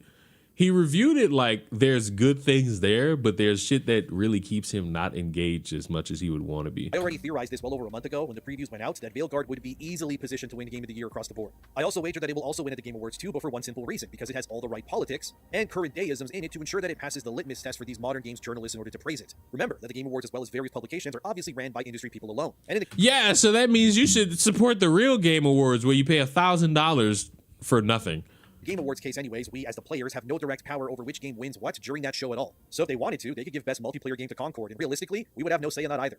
They're not giving that shit to Concord. Like, you already have a bunch of people thinking that the shit is bought out anyway, but if you give Game of the Year, if you give that shit even a nomination in any category, you're never going to be able to have, like, that 2% of credibility that you have left is going to go away. And it's going to go away if you even have Concord as a nomination for anything. Like, that thing can't be nominated for anything. It's that bad. It doesn't deserve a chance. Just cut bait. Try again in the next life. It'll be well better for you to do so. It'd be more pleasurable for you to do so. The point is that I would like to tell you to never actually listen to what these publications tell you are the best games of the year or anything like that. Especially these days when it comes to video games, there is an obvious liberal ideological slant when it comes to... I don't know why that's liberal, but okay. It's just bad. It's just people lying for attention, views, likes, and perks. That's not really liberal. That's just scummy. That's just scummy. That's really all it is. Like that why does this metric not apply? You know what's crazy? It's liberal to fucking give a game a good review. Is a metric only catered to one specific side? Because I guess when you critique it, you're the objective truther. But when you praise something, should I not call it into question? Like, if there's anything, this is how you get shit muddied in the water. If you now, with the metric of people praising something you view as bad, is liberal, does that mean whenever you praise something, I must now call you into question? Because how credible are you in this facet? It's almost like you should all just listen to my critique on it, which is, if you truly are invested in said thing, buy it and go find out if it's good. Do that.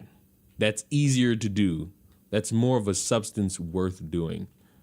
That's more dedicated time in making sure, hey, maybe this thing is good, maybe this thing is bad. I won't know unless I put money towards it. Because, in case any of you forgot, it's all subjective. What one person hates, you might love. Do you know how many of these people hate Star Wars: The Last Jedi, and I view it as the greatest Star Wars?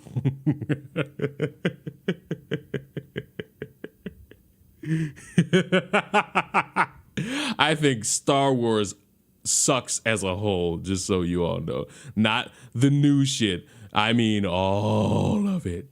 I think all of Star Wars is trash. Even your favorite Return of the, whatever this shit's called, is Return of the Jedi? Trash. Revenge of the Sith? Trash. The only thing that's not trash about Star Wars is the Cartoon Network series, and I hold that as my opinion. You can disagree all you want. Nerds, geeks, dorks. And I will continue to chastise you as such until I'm blue in the face. You feel me? Nerds. To all of these things. In terms of IGN's review, it's a textbook example of the kind of audience BioWare is trying to foster here as shields against criticism. The reviewer of the IGN piece is Liana Hafer, I hope I'm saying that right, I don't know. A reviewer who goes by she, they, and openly promotes and supports concepts like transgenderism as if the colors here didn't give that away. Look, I'm not attacking this person for being trans, I'm simply just seeing patterns and then showing you the evidence is all. That this Liana Hafer individual clearly enjoyed Veilguard because the game openly embraces what they clearly deem important when it comes to representation in gaming. So when I saw the 9 review score, yeah, it was very unsurprising all things considered. However, once you pull away from the ideology and see reviews from people who do not cater to or are a part of those groups specifically, well, the conversation and the scores for this game then change dramatically. Weirdly enough, though, even places like The Guardian, who usually defends as kind of rhetoric, couldn't shake the fact that they too didn't enjoy this game as much as they hoped they would, calling the game inconsistent and having bad writing and dull combat. Then there's Eurogamer, for example, that went really all out and claimed that Veilguard was the best game in the series and gave it a perfect 5 out of 5 score. But that's unsurprising given the fact that this reviewer goes out of their way to write articles about Pride Month stuff. So again, like I'm saying, I'm not attacking these people, I'm just noticing the patterns. That anyone who seems to be even remotely connected in some way to a certain way of thinking or living is also unanimously giving the game glowing scores. However, like I was saying, on the flip side, it's the opposite. For example, It's kind of not to be that guy, but isn't that kind of how certain people get viewed when it comes to all their critiques of media? Like, oh, you hate it because you hate this. The same characteristic. You hate it because you hate minorities. And it's like, oh, I can't just hate it. Like, oh, I can't just love it also. Like, it could be cool. It could be cool to love something while also like being upset. What we have of all people Skill Up's review. And I mean, he's usually a pretty safe bet when it comes to reviewers, and I won't show you any clips of his review in this, because when this video has gone live, I will have already reacted to his entire review and others, so we'll just do that there instead. But anyways, his review's over 40 minutes long, so I don't want this video to be that long. But anyway, he rips that game to shreds, saying that the game feels like a terrible, wasted opportunity that makes zero sense how BioWare was able to create something this bad given the amount of freedom and time that they had at their disposal. Reminder that this is the first new game in the series in 10 years. God, I'm old. And the best BioWare could come up with, according to Skill Up, is a laughably bad and shallow action RPG that doesn't cater to neither new or returning fans in any meaningful way. Forspoken was a game with good gameplay but bad writing. I don't know because I wasn't never interested in it. You know what game I've like slightly fought myself on being interested in? Like I've played it, but I keep fighting. Like, I didn't play it. What the fuck am I talking about? I've wanted to. Why the fuck is Minecraft a featured thing? Minecraft sucks. You switch games too much? How about you switch dicks? Okay? How about you switch dicks? How about you switch a dick? I'm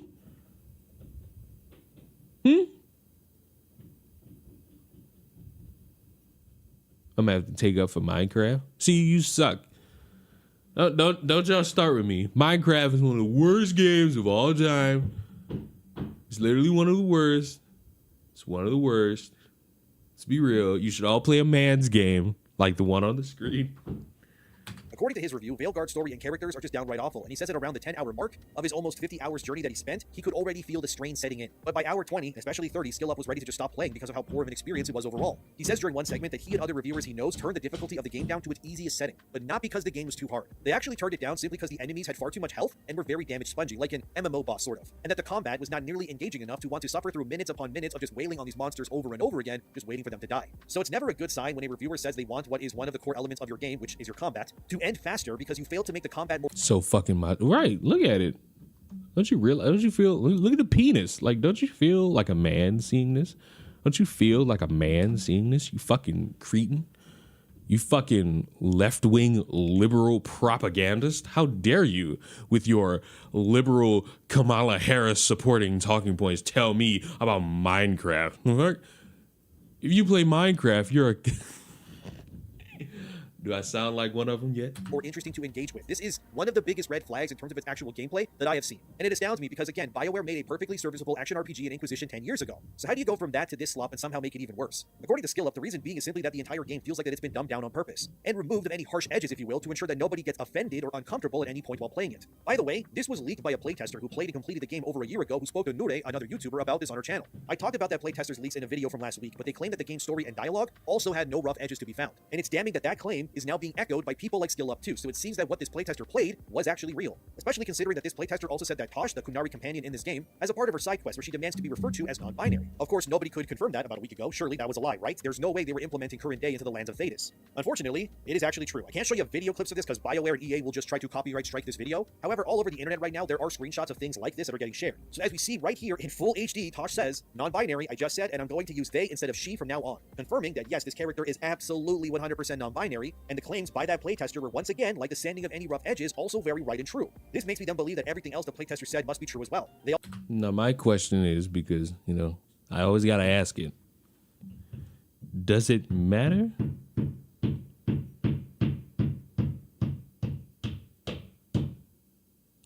I don't know if any of you hear this, but there's construction going on above me. And the sick part is I'm going to want to take a nap. And this is going to hurt me. But my gimmick here is this something game breaking? And the reason I ask that shit, not because it's, oh my God, how dare you delegitimize my criticisms?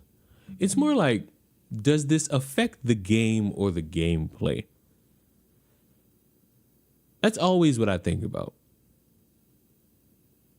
Because it gets drawn up like it's this major, big fucking thing. Like it's the end times. But then you hear it, it's just like, oh. What about the controls? Does this shit operate poorly? Is this shit like control bad at all? Like what it is? That's my layer of thinking. I know you fuckers have your defeatist attitudes all the fucking time, but fuck. That's just how I map it all out. You feel me? Because when I hear this, when I hear the complaints, it's like, okay, how's the fuck? How does all of this control? Does it control bad? Does it control good? What about the rest of the story? Is this something impactful to the story? And usually, nowadays, when I ask that question, the answer is a resounding fuck.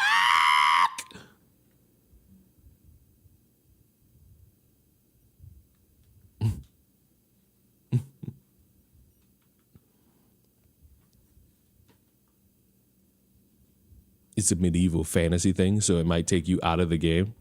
I ain't gonna lie to you, that's not taking me out of the game. That's not taking me out of the game. The deaf girl mission didn't take me out of Spider-Man.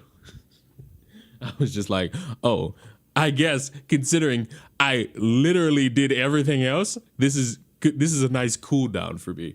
But I feel like I'd just be, oh. I think the worst example was that one fucking game where motherfuckers looked for anything and they found in like the character thing, the pronouns, and the guy screamed, fucking pronouns. That was somebody looking for that shit.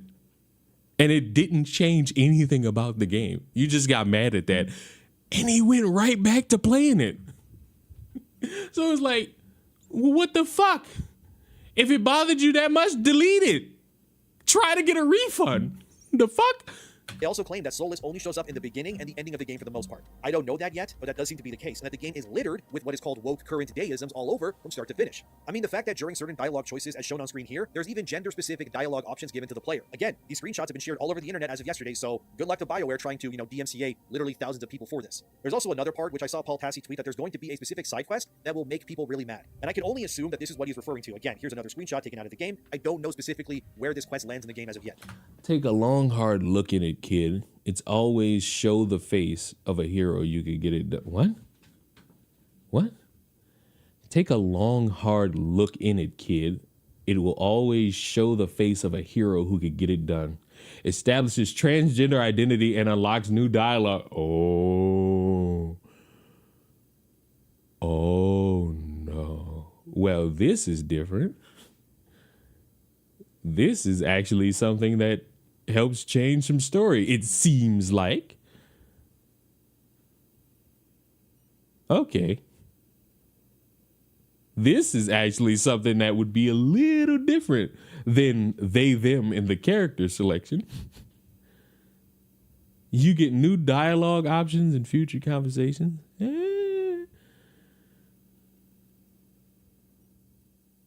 That is a different way to go about it. Now, seems as if, based on what I see here at the bottom, this isn't mandatory. This is something you could pick. So it gives you that free range of, hey, do you want to go the transgender route or do you want to keep it whatever route are these other options. I feel like if this was mandatory, I'd kind of see where this is coming from. But because it's an option, yeah, I'm less concerned. Because if you have the option to do or not do, who cares? Just don't do it. Why is it in the game then? So that more people could be immersed in it? Oops. Well, gaming, you doesn't need to be immersed. Why not? Why can't you have options? I'd hate for you motherfuckers to find out about all these mods in these Sims games. Because boy, oh boy. Listen, if you meet a woman who plays The Sims, she's a fucking freak. Not freak in a negative way. I mean a freak in the fucking sheets. That woman is a sexual deviant. You get me? You find a woman that plays The Sims, you got yourself a full-on slut. And a slut who wants to copy what she does to those Sims characters. So, you know, lock that down. Is this a form of experience? Maybe. Maybe not. Who knows? What we see the game says in its conversation wheel establishes transgender identity and unlocks new dialogue options in future conversations. So transgenderism as a concept is 100% introduced within Veilguard, and now there is no point in denying it. They say that it doesn't affect gameplay, but it affects the conversations of the game, and since the conversations are interactive, that means that they actually do in fact affect gameplay a lot. I would go as far as to say it fundamentally changes how the game's characters see another character if suddenly everyone needs to adhere to these new pronoun options. What's also weird is on the right side here, it shows there's conversation options to say these scars are sexy, and my scars are badges of honor. I don't know if they're referring to just scars in general, like from battle, or if they're specifically pointing out the top surgery scars you can implement into your character during the character creator. But since these two dialogue options are clearly during the same scene with the same background and everything else, I can only wager that this combination is speaking about transgenderism, and scars is probably definitely about those same top surgeries. Oh. Wait a minute. Why can't I read that? Oh, it doesn't matter. It's regardless anyway. Scars. But the game very, very clearly has a deliberate push to ensure that all the current deisms are in this game. And that's what. But then still, I'm pretty sure that there's are there options for this? I'm not buying or playing this game to find out because I feel like that'd be a waste of my money. One of the biggest problems for me, which is that I don't like it when games that are very clearly based within fictional fantasy worlds, completely removed from our own in terms of, races and... Leon secretly plays The Sims. Do I?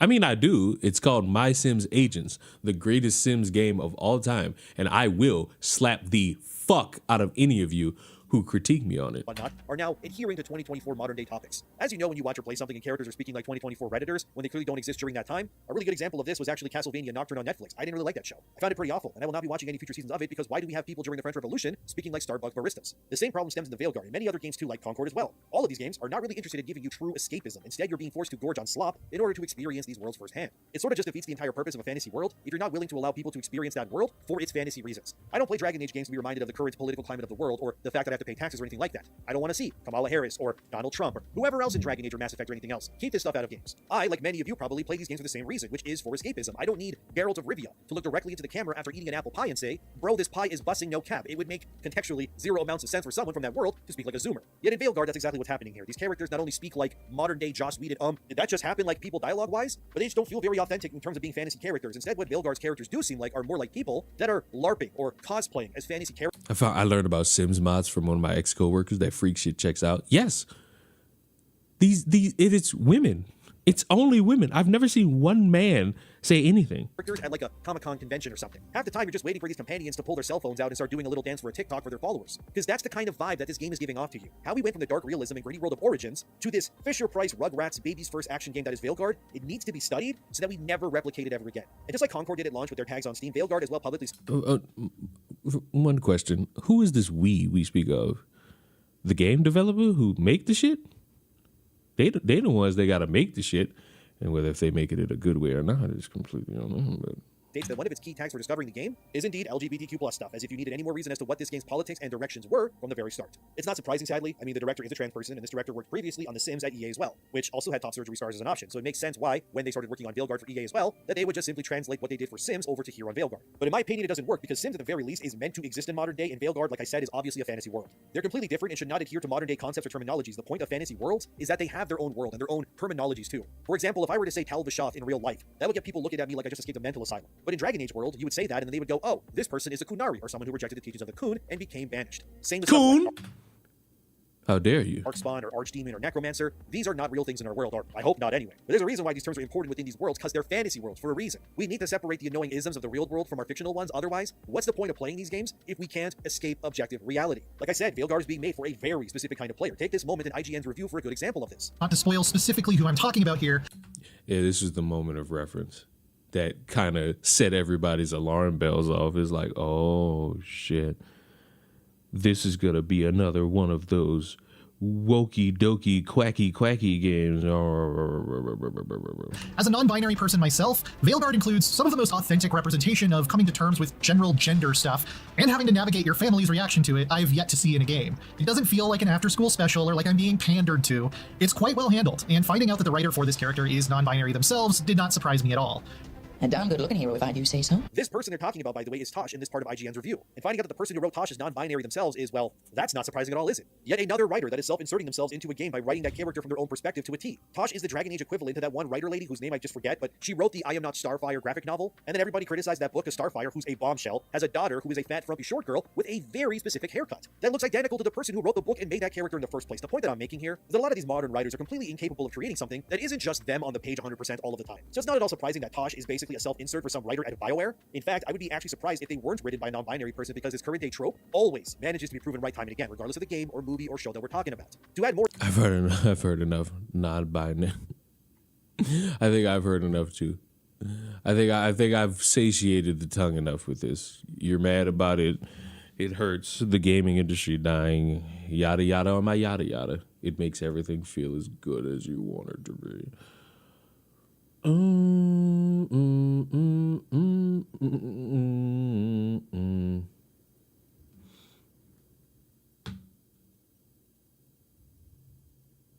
So guys, what's up, stupid? Dragon Age share reviews. Going full read. I don't want to watch this. Or do I? Or do I? Look at how they massacred Harley by making her walk like a normal person. Women do not walk like...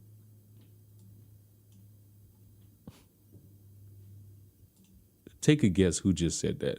Look at how they massacred Harley by making her walk like a normal person. Women do not walk like this. DEI ensures less competent employees. What the fuck am I watching, bro? Will be hired onto the job. That's not true. Like seeing a workforce that is more racially diverse and assuming that the people of color aren't as highly skilled as the white people, that's just racism. Doing that for gender, that's just sexism. Hello lovely people, my name is Emma. Welcome back to my...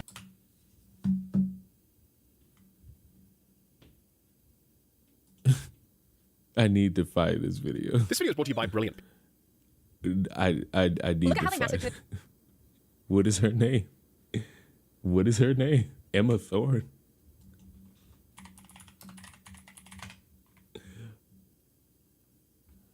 How true is the Trump? Whoa. How true is the Trump movie being the first thing I see? Yeah. Anti-woke gamers are being shallow man babies. It's an hour long. No. Not today. Maybe tomorrow. Maybe tomorrow. Not today. Is that Sebastian? I don't know who the fuck. I didn't even know there was a Trump movie. I didn't know there was a fucking Trump movie. I love the display of sexism by assuming all people complaining are men. Yeah. Isn't that a way to look at life? Shit. What's today? Today's Wednesday. You know what that means? Tomorrow is Thursday. You know what that means? It's day. And I, for one, am excited to see more story of the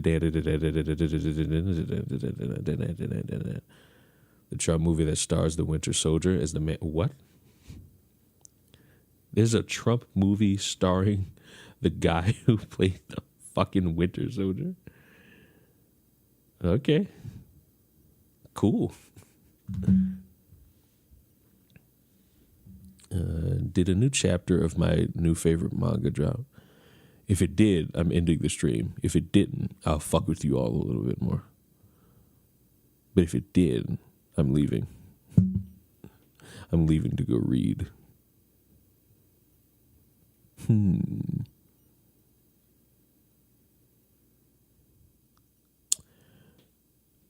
Well, boys, I'll see you all tomorrow. Tomorrow's Halloween.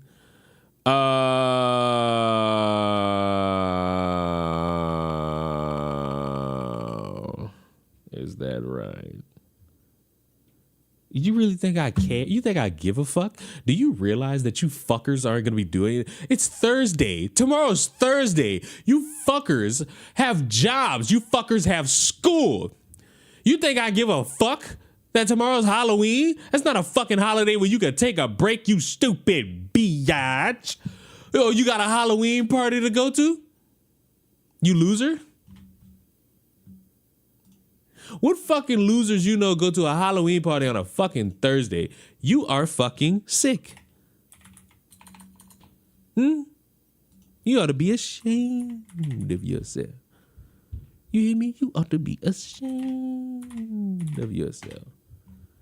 You ought to be sick to your stomach. You loser can't get no candy. Bitch, I got a Hershey sitting right next to me and I'm about to go eat it. Goodbye.